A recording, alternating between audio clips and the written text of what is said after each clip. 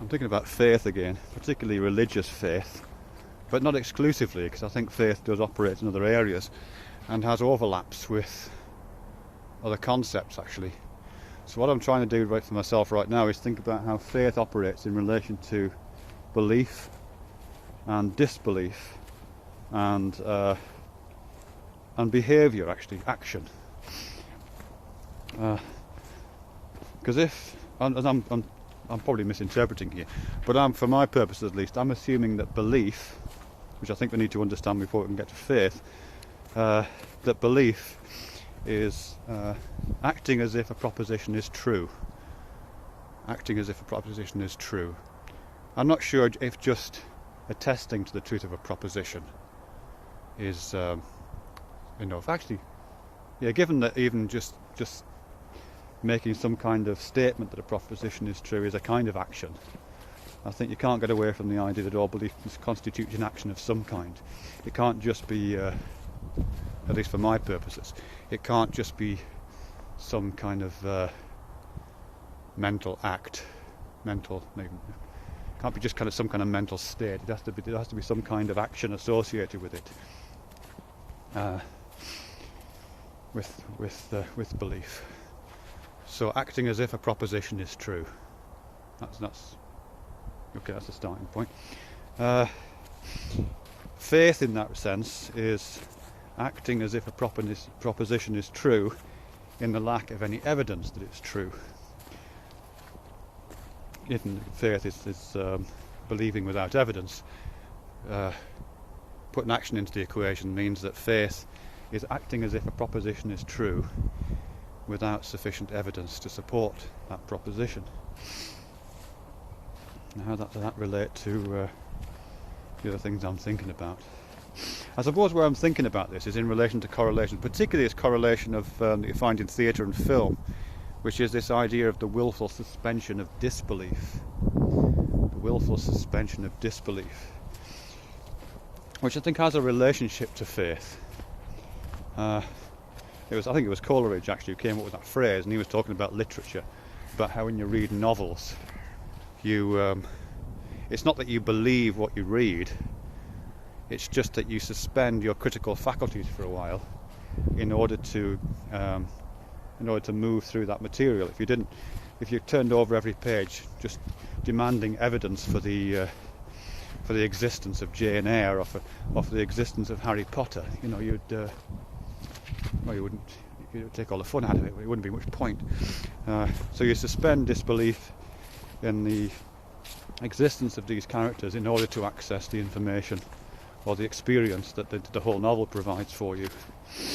I know that idea of the willing suspension of disbelief has been critiqued, quite rightly so, because of course if you did truly suspend disbelief in the existence of characters in novels or actors on a theatre stage or actors in movies, then the actions that would follow from that would be quite dramatic. If you saw somebody being murdered, you would call the police. That's what you would do, or you would try to prevent it happening. And since people don't do that, then that suspension of disbelief is only partial. There must be another kind of reframing going on, which limits the action to a kind of to a simulation or something. I don't know. There's something about simulation in there, I think. And faith, in that sense, is just another form of belief. Faith is the suspension of disbelief, which has no bearing on in which evidence has no bearing. Kind of. Let me just see if I can run that through some examples for myself. So, in terms of actually, religion's probably the most difficult. So I'll hold on that for a sec. I mean, does something like that happen in science? I think it kind of does. Robert Crease talks a bit about this, not in those terms at all, but he talks about scientific experimentation and how that's a kind of performance, and how when he doesn't go into this much detail, but I think when there's a sense in which you are, you formulated your hypothesis, you divide a series of experiments which have got built into them the possibility of falsifiability and all those things that scientific experiments demand. That when you do that, you carry out the experiment. you're kind of suspending, well, you suspend both belief and disbelief at that point. You suspend the disbelief in the truth of the experiment. You are acting as if the hypothesis that you have proposed is provable in some way, or you're acting as if it's true. And the kind of the whole point of the experiment is to get you past that point, past the point of not knowing, past the point of its own experimental processes, to a point where evidence becomes available. And it might be evidence that's completely null, of course, it might be disproved, but that's still evidence, and it still advances the hypothesis, or advances a different hypothesis. I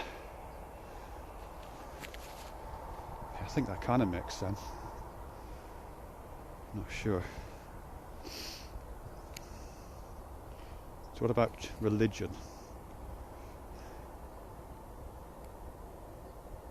Yeah, I suppose you do suspend disbelief, but you never get it back again, do you really? I suppose that's the point. You know, when you go to church on Sunday, and you, if you were to be able to go into that experience with this kind of theatrical sense that I'm talking about, this literary, novelistic, Coleridge type sense that I'm talking about, it might be fine to sit in church for an hour and a half on a Sunday and hear these stories of Jesus and talk about angels and talk about heaven and hell and all those kind of things, and totally suspend disbelief for that period of time. But when you set foot outside the church, like you set foot outside theatre when you close the novel, do you really, does a different set of beliefs and faiths and understandings come to operate? I think for most people, I don't know actually, maybe it does. Maybe most people who go into church do actually believe, come into a different world at that point, and that suspension of disbelief is put on hold for the rest of the week until they go back next Sunday. I suppose what's the point though, really? Yeah, and that would be the question I'd have to ask myself next. What's the point? I mean, when you suspend disbelief, when you're reading Harry Potter or you're watching a movie, you suspend disbelief in the truth of the narrative because there are gains to be had by that suspension of disbelief. That belief is kind of a oh God, what's the analogy? Kind of a ladder to take you to a place, kind of a path to take you to a place. No, a ladder is better. Kind of a ladder to take you to a place where you kind of understand things. But once you get there, you can kick the ladder away. You don't need to believe in the characters of Harry Potter, or believe in the characters in, I don't know, some kind of more moral tale, perhaps, to gain some information from that tale. But you do need to suspend the disbelief in those characters while you're acquiring the information. So when you get to the end of reading a story, you can start disbelieving in the characters again, but that doesn't stop you getting the take-home message. So there's a good reason for suspending disbelief, and then there's a good reason for disbelief to kick back in again at the end. Similarly with scientific experimentation, it makes perfect sense to suspend disbelief in the validity of your hypothesis if it allows you to get the experiment done.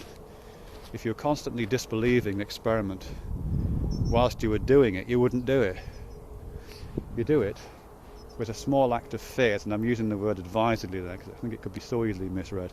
There's a small act of faith in the possible truth of what you're saying, what the hypothesis is proposing, that allows you to do the hypothesis and gain the information at the other end, which, as I say, might be null, might be void, might be inconsistent.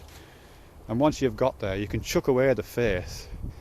You don't really need to keep the experimental process in mind that got you there, or the psychological processes that propelled you through that process. You can chuck those away and stay with the results. And if religion was like that, I'd have a lot more time for it actually. If you came out of religious experiences, going to church once a week or whatever other kinds of experiences you go through, if you came out of those experiences